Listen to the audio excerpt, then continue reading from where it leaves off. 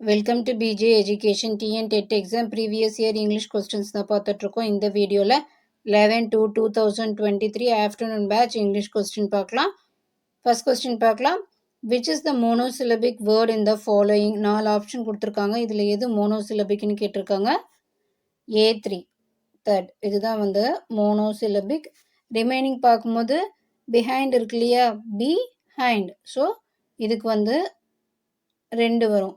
விண்டோஸ்க்கும் 2 தான் வரும், Windows. So இதுவும் வந்து 2 வரும். பனானாஸ் பார்த்தோம்னா 3, பனானாஸ். ஸோ இதுக்கு 3 வரும். அப்போ மோனோசிலபிக்னா என்ன? A3 தான் ரைட்டான option.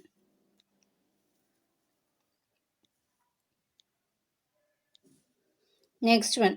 Dash is a literary device that emphasizes the idea of contrast. ஒரு போயமில் இல்லைனா ஏதோ ஒரு சென்டென்ஸில் 2 வேர்ட்ஸ் கொடுத்துருப்பாங்க. அந்த 2 வேர்ட்ஸ் எப்படி இருக்கும்னா ஆப்போசிட்டாக இருக்கும், முரண்பாடாக இருக்கும் அந்த 2 வேர்ட்ஸும்.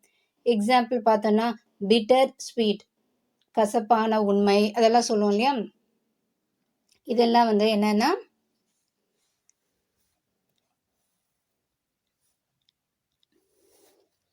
ஆன்டிதீசிஸ். ஸோ இந்த ஆன்டிதீசிஸ் தான் என்னென்னா 2 ஆப்போசிட் ஐடியாஸ் வந்து ஒரே சென்டென்ஸில் பிளேஸ் பண்ணியிருப்பாங்க. அதுதான் வந்து ஆன்டிதீசிஸ். இப்போ மற்ற ஆப்ஷன்லாம் என்ன? டிரான்ஸ்ஃபர்டு எபிதெட்னா என்ன? ஒரு அட்ஜெக்டிவை நவுனாக பிளேஸ் பண்ணியிருப்பாங்க. அதுதான் வந்து டிரான்ஸ்ஃபர்டு எபிதெட். ரிப்பீட்டேஷனாக தெரியும், வேர்ட்ஸு ரிப்பீட்டடாக ஒரு லைனில் வரும், அதுதான் ரிப்பீட்டேஷன். சிமிலினா தெரியும், 2 விஷயத்த வந்து கம்பேர் பண்ணுவாங்க வித் வேர்ட்ஸ் லைக் அஸ், அந்த வேர்ட்ஸை யூஸ் பண்ணி கம்பேர் பண்ணுவாங்க. Next one, fill in the blank. Doth is an expression of old English for. இது வந்து dothன்றது ஒரு ஓல்டு இங்கிலீஷ் வேர்ட். நம்ம நிறைய போயம்லலாம் பார்க்கலாம். டோத்னா என்னன்னு பார்த்தா டூ, டூவோட ஃபார்ம் தான் டோத்னு ரெப்ரசன்ட் பண்ணியிருப்பாங்க. அப்போது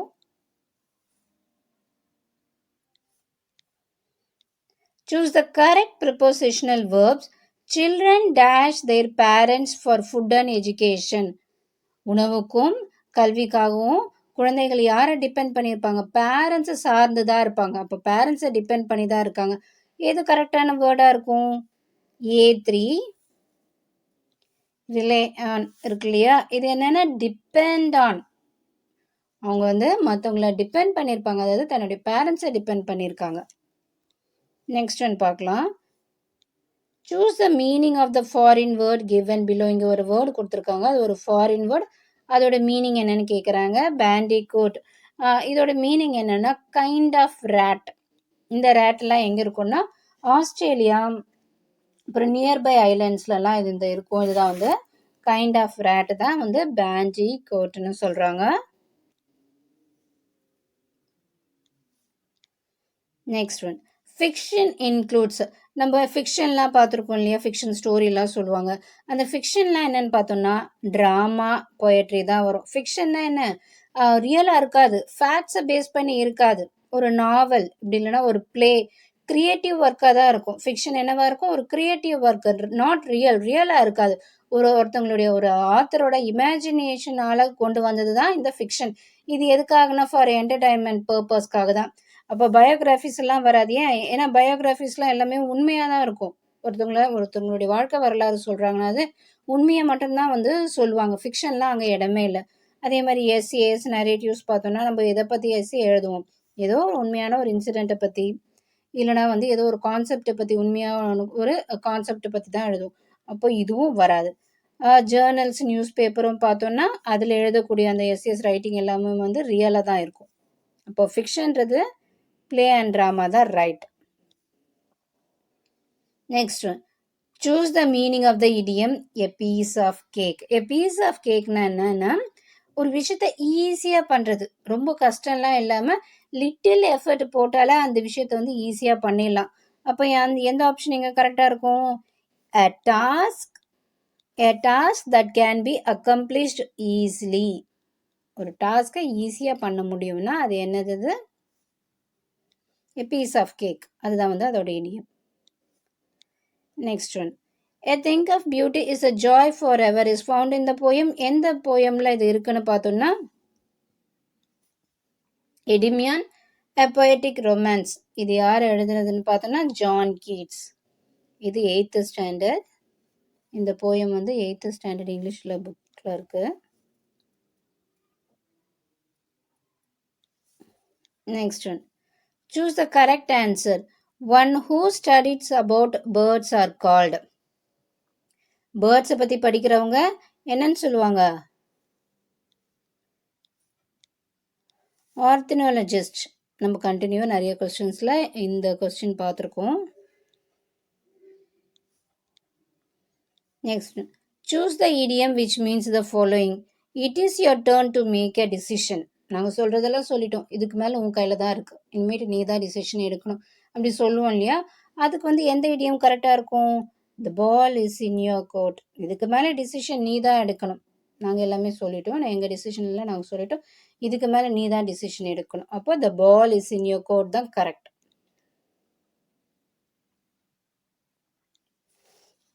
Find the correct figure of speech which is employed in the given poetic line. என்ன கொடுத்துருக்காங்க? The sauce was sweet and sour. இது பார்த்தாலே தெரியுது. sauce எஸ்ல ஸ்டார்ட் ஆகுது, ஸ்வீட் எஸ்ல ஸ்டார்ட் ஆகுது, சோர் எஸ்ல ஸ்டார்ட் ஆகுது. அப்போ அதெல்லாம் என்னது? அலிட்ரேஷன். அலிட்ரேஷன் என்ன? ஒரு சென்டென்ஸில் ஸ்டார்டிங் வேர்ட்ஸ் எல்லாம் சேமாக இருந்ததுன்னா அது என்னன்னு சொல்லுவோம்? நம்ம அலிட்ரேஷன் சொல்லுவோம். Next one. It was dark and cloudy in the woods. Which of the poetic line is associated with the above line? என்னன்னு பார்த்தோன்னா இமேஜரி.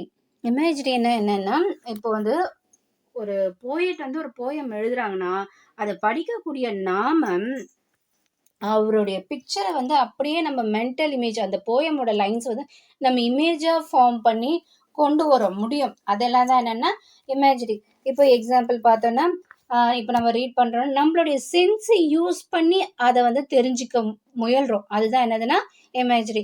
ஒரு ஹியரிங்கு, இல்லை டச்சு, இல்லை டேஸ்ட்டு, ஸ்மெல்லு, சைட்டு, இதெல்லாமே வந்து நம்ம மென்டல் இமேஜில் அந்த அந்த இதை கொண்டு வந்துட்டு பார்க்குறது தான் என்னென்னா இமேஜரி. இப்போ இங்கே என்ன கொடுத்துருக்கு? It was dark and cloudy in the woods. நம்ம உடனே என்ன பண்ணுறோம்? அப்படியே ஒரு பிக்சரை ஃபார்ம் பண்ணுறோம். நல்லா டார்க்காக வந்து க்ளவுடியாக மேகமூட்டமாக இருக்கக்கூடிய, அப்படியே கருமையாக இருக்கக்கூடிய அந்த சிச்சுவேஷன் நம்ம மைண்டில் வந்து நம்ம ஃபார்ம் பண்ணுறோம். அப்போ அது என்னது? இமேஜரி.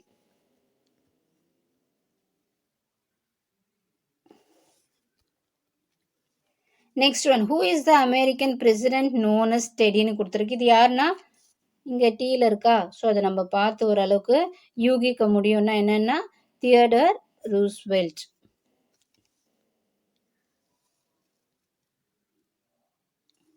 அடுத்தது, concrete poetry is otherwise called as. So இந்த கான்க்ரீட் பொயட்ரினா என்னென்னா பேட்டர்ன் போயம்.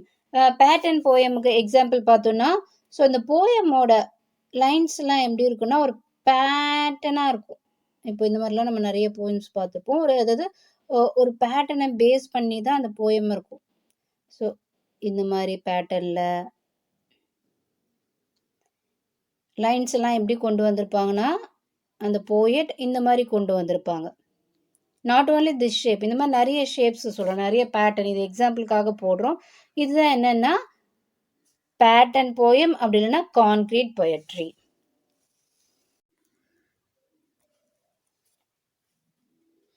Next one,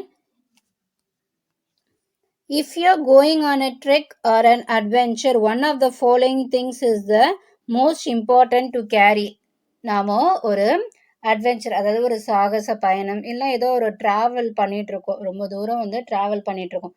அப்படி பண்ணும்போது நம்ம அவசியமாக நம்ம கூட என்ன கொண்டு போகணுன்னு பார்த்தோன்னா அண்ட் எமர்ஜென்சி கிட். இதுதான் வந்து ரொம்ப இம்பார்ட்டன்ட். ஏன்னா ரொம்ப லாங் ட்ராவல் பண்ணுறோம். இந்த அட்வென்ச்சரஸ்ன்னு சொல்லும் போது ஏன்னா சாகச பயணம்னு சொல்லுவாங்க. அப்படி இருக்கும்போது நம்மளுக்கு எமர்ஜென்சி கிட் வந்து ரொம்ப ரொம்ப important.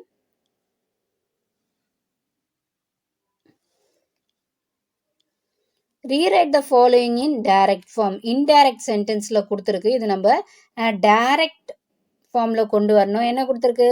She exclaimed that the flower was beautiful. இந்த மாதிரி பியூட்டிஃபுல் எக்ஸ்கிளைம்டு கொடுத்தாலே என்னது? இது எக்ஸ்கிளமேஷன். So exclamatory sentence. இந்த எக்ஸ்க்ளமேட்டரி சென்டென்ஸ்னால் ஃபஸ்ட்டு நம்ம என்ன பண்ணணும், ஸ்டார்டிங்கில் ஷீ செட். சரி, okay, she set.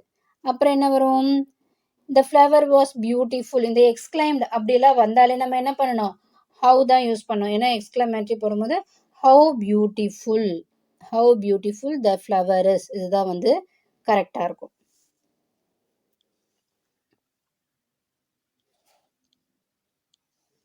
Next one, which are the following activity needs high creativity.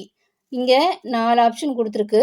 அந்த 4 ஆப்ஷனுக்கும் இப்போ ஸ்டோரி ரைட்டிங்காக இருக்கலாம், இல்லை report writing, lexicography, writing and official letter, இந்த 4 கொடுத்துருக்கு. இதில் எதுக்கு வந்து நம்மளுக்கு க்ரியேட்டிவிட்டி தேவைன்னு கேட்குறாங்க. க்ரியேட்டிவிட்டி எதுக்கு தேவை, ஸ்டோரி ரைட்டிங் தான் தேவை. ஏன்னா நம்மளுடைய ஓனாக தான் நம்ம எழுத போகிறோம். நம்ம பார்த்த அனுபவங்கள், நம்ம வந்து நம்மளுடைய ஐடியாஸ், நம்மளுடைய ஓன் ஐடியாஸை தான் நம்ம என்ன பண்ணுவோம், ஒரு ஸ்டோரியாக எழுதுவோம். அப்படி எழுதும்போது நம்மளுக்கு க்ரியேட்டிவிட்டி இருந்தால் தான் நம்ம எழுத முடியும். நம்மளுடைய அந்த எமோஷன்ஸ் அது எல்லாமே நம்ம வந்து என்ன பண்ண முடியும், கொண்டு வர முடியும். ரிப்போர்ட் ரைட்டிங்க்கு க்ரியேட்டிவிட்டி தேவையில்லை, இருக்கிறத கொண்டு வர போகிறாங்க.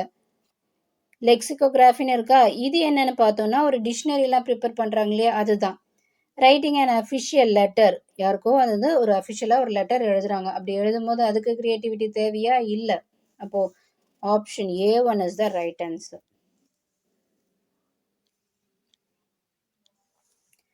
Next one, choose the appropriate model verb from the given option. If he had money he dash help him. அவன்கிட்ட மணி இருந்ததுன்னா அவன் மற்றவங்களுக்கு ஹெல்ப் பண்ணுவான். இங்கே ஹெல்ப் ஹிம்னு இருக்கா, அப்போ என்ன வரணும்னா ஹுட்டு தான் வரணும். he would help him.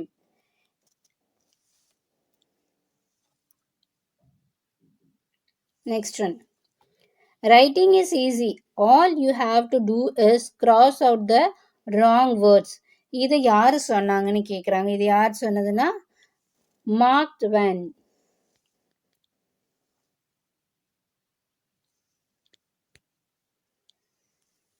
Next one, the definite and indefinite article are referred to as central determiners. Definite and indefinite articles என்ன சொல்லலாம், central determinersனு சொல்லலாம். Next one, which is the only Shakespeare's play written in verse. So வேர்ஸில் எழுதியிருக்கக்கூடிய ஷேக்ஸ்பியரோட play என்னன்னு கேட்குறாங்க. வேர்ஸ்னு சொன்னால் இந்த பொயட்டிக் லைன்ஸ் மாதிரி இருக்கும் இல்லையா, அதுதான் வந்து என்ன சொல்கிறாங்கன்னா இங்கே வேர்ஸ்னு சொல்கிறாங்க. அது எந்த பிளேன்னா ரிச்சர்ட் 2. இந்த வசனம் மாதிரிலாம் எழுதுவாங்க இல்லையா, அதுதான். Next, dash is the hobby of collecting postage stamps. நிறைய பேர் வந்து இந்த ஸ்டாம்ப் கலெக்டிங், நிறைய ஸ்டாம்ப்லாம் வந்து கலெக்ட் பண்ணி ஒரு புக்கில் ரெடி பண்ணி வச்சுருப்பாங்க. அதோட நேம் என்னன்னு கேட்குறாங்க, ஸ்டாம்ப் பேங்கிங். இதுதான் வந்து ரைட்டான ஆன்சர்.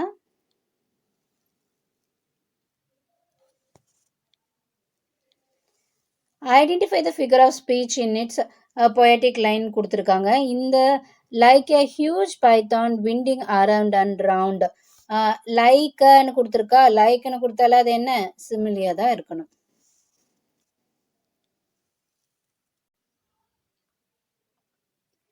நெக்ஸ்ட் கொஸ்டின் பார்க்கலாம். இடியம், சேவ் ஒன்ஸ் ஸ்கின்னு இருக்குது. அப்போ அது எது மேட்ச் ஆகும், to protect oneself from difficulty. ஏன்னா சேவ்னாலே என்னது, பாதுகாக்கிறது. அப்போ இதுதான் கரெக்டாக இருக்கும். அடுத்தது make both ends meet, manage one's expenses within one's income. ஒருத்தவங்களுடைய இன்கம் வச்சு என்ன பண்ணுறாங்க, அவங்களுடைய எக்ஸ்பென்சஸ் எல்லாமே வந்து மேனேஜ் பண்ணிக்க முடியுது. கோ டு கிரேவ்னா என்ன, to exit the world. Under a க்ளவுட்னா viewed with suspension and distrust. அப்போது இந்த ஆப்ஷன் எங்கே இருக்குது, A4 தான் இருக்குது. நெக்ஸ்ட் ஒன் பார்க்கலாம். fill in the blanks with correct conditional words. if I had found her address I dash her invitation. எனக்கு அவங்களுடைய அட்ரஸ் கிடைச்சிருந்தா, எனக்கு அவளுடைய அட்ரஸ் கிடைச்சிருந்தா நான் அவளுக்கு இன்விடேஷன் அனுப்பியிருப்பேன். அப்போ எது வரணும், would have sent. அதுதான் கரெக்டான ஆப்ஷன். நெக்ஸ்ட் கொஸ்டின் பார்க்கலாம். Frame a new word by adding a suitable suffix. டிஃபருக்கு எது வந்து சஃபிக்ஸ் கரெக்டாக இருக்கும்? டிஃப்ரெண்ட், இஎன்டி தான் கரெக்டாக இருக்கும். The word university is a dash syllabic word. University இருக்கு இல்லையா, அதில் எத்தனை சிலபிள் இருக்கு? யூ, நீ, வர், சி, டி. ஸோ 5 இருக்கும். யூ, நீ, வர், சி, டி. அப்போ எத்தனை இருக்கு? 1 2 3 4 5 இருக்கு. 5 என்ன? பென்டா. 5 என்ன? பென்டா. நெக்ஸ்ட் ஒன் ப்ளூரல் ஃபார்ம் கேட்டிருக்காங்க. எதுக்கு? Governor, general. இந்த மாதிரி இருக்கும்போது என்ன பண்ணணும்? இந்த நவுனுக்கு தான் நம்ம எஸ் ஆட் பண்ணோம். அப்போ கவர்னர் இருக்கா, கவர்னர்ஸ் ஜெனரல். இதுதான் கரெக்டான ஆன்சர். நெக்ஸ்ட் ஒன், இங்க கொடுத்துருக்கக்கூடிய 4 ஆப்ஷன்ல எது கரெக்ட்னு கேட்குறாங்க. ஒரு ஆப்ஷனை நம்ம அனலைஸ் பண்ணலாம். All the furnitures have been ரீமாடல்டுன்னு இருக்கு. இங்க ஃபர்னிச்சர்னு இருந்தால் தான் நம்ம ஹேஸ் எழுதியிருக்கணும். எஸ் வந்திருக்கு. எஸ் வந்திருந்தா இங்க என்ன வந்திருக்கணும்? ஸோ இங்க ஃபர்னிச்சர் வந்திருந்ததுனா தான் நம்ம ஹேஸ் எழுதணும். ஃபர்னிச்சர்ஸ் எஸ் வந்திருக்கனால ஹாவ் எழுதியிருக்கணும். ஆனால் இங்கே தப்பாக இருக்கு. ஸோ இது ராங். அடுத்தது என்ன? Her hairs turned grey. இங்கே வந்து ஹேருக்கு எஸ்ன்னு போட்டிருக்கு. ஸோ அது என்னது? வராது. ஹேர் டர்ன்டு கிரே தான் வந்திருக்கணும். ஸோ அதனால இதுவும் ராங். அடுத்த ஆப்ஷன் பார்க்கலாமா? All the informations he gave me are false. இன்ஃபர்மேஷன்ஸ்னு இருக்கு. இன்ஃபர்மேஷன் தான் கரெக்டாக இருக்கும். ஏன்னா இன்ஃபர்மேஷன்றது அன்கவுண்டபிள் நான். ஸோ அதுக்கு எஸ் போடக்கூடாது. இப்போ இதுவும் ராங். லாஸ்ட் ஒன் பார்க்கலாம். 5 rupees has no values. இதுதான் கரெக்ட். நோ, இதில் வந்து எந்த ஒரு மிஸ்டேக்கும் இல்லாத கரெக்டான சென்டென்ஸ். நெக்ஸ்ட் ஒன் என்ன கேட்டிருக்காங்க? நெக்ஸ்ட் ஒன் இன்ஃபினிட்டிவ் கேட்டிருக்காங்க. இந்த மாதிரி கேட்டால் என்ன பண்ணணும்? 2 ஆட் பண்ணியிருக்கணும். ஸோ வேர்போட 2 ஆட் பண்ணியிருக்கணும். என்ன வரும்? தேவா ஃபர்கட் த லெட்டர். என்ன? டு போஸ்ட் த லெட்டர் தான் ரைட்டான ஆன்சர்.